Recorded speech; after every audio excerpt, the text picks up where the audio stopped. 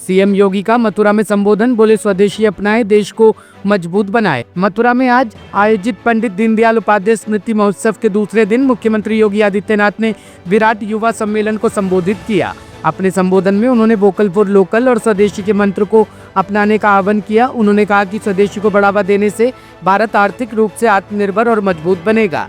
CM योगी ने लोगों से अपील की कि आने वाले त्योहारों में जैसे कि शारदीय नवरात्रि और विजयदशमी पर विदेशी उत्पादों की बजाय अपने प्रियजनों को स्वदेशी उपहार भेंट दे। महत्वपूर्ण भूमिका का निर्वहन जिन कार्यों से हुआ है उनमें से एक है वन डिस्ट्रिक्ट वन प्रोडक्ट की योजना, वन डिस्ट्रिक्ट वन प्रोडक्ट की स्कीम, यानी जिसके एक जनपद एक उत्पाद का एक स्वदेशी मॉडल है। हमारा हस्तशिल्पी, हमारा कारीगर जो भी उत्पाद बनाता है, अगर हम उसको खरीदते हैं, उसके लिए बाजार उपलब्ध करवाते हैं, तो हमारा पैसा हमारे हस्तशिल्पी और कारीगरों के जेब में जाएगा, वह देश के विकास में लगेगा।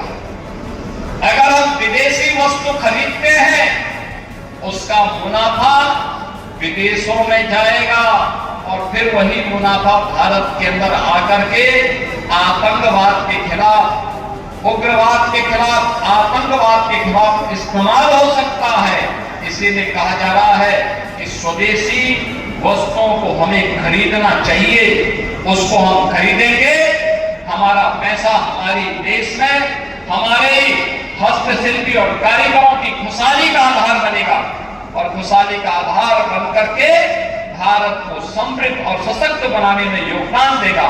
लेकिन अगर हमारा पैसा विदेशी कमा करके, मुनाफा कमा के लेता है, तो मान करके चलिए कि हमारे पैसे का इस्तेमाल हमारे खिलाफ साजिश रचने के लिए, कहीं आतंकवाद में, कहीं नक्सलवाद में, कहीं उग्रवाद में इस पैसे का दुरुपयोग होगा और फिर भारत को कमजोर करने की भी सभी षड्यंत्र इसके माध्यम से होंगे। और इसी के लिए आज हम सब आपसे कहने के लिए आए हैं। पर्व और त्योहार आने वाले हैं, 4 दिनों तक स्मृति महोत्सव चलेगा और 4 दिनों के बाद 5वें दिन यानी 22 सितंबर शारदीय नवरात्रि का पहला दिन होगा और शारदीय नवरात्रि की प्रथम तिथि से लेकर के 9वीं तक जगत जननी मां भगवती के अनुष्ठान की नवरात्रि के आयोजन और नवरात्रि के बाद फिर विजयादशमी, ये क्रम चलेगा, ये क्रम चलेगा। और इस क्रम के साथ जुड़ते हुए विजयादशमी के अवसर पर, दीपावली के अवसर पर, नवरात्रि के अवसर पर हर भारतीय और हर सनातन धर्मावलंबी अपने किसी भी मेहमान के साथ, किसी भी अतिथि के साथ जुड़ता है तो गिफ्ट स्वरूप कुछ देना चाहता है, तो हमारा प्रयास होना चाहिए कि हम स्वदेशी वस्तु को ही उन्हें गिफ्ट के रूप में प्रदान करें। आप किसी के घर में जाते हैं,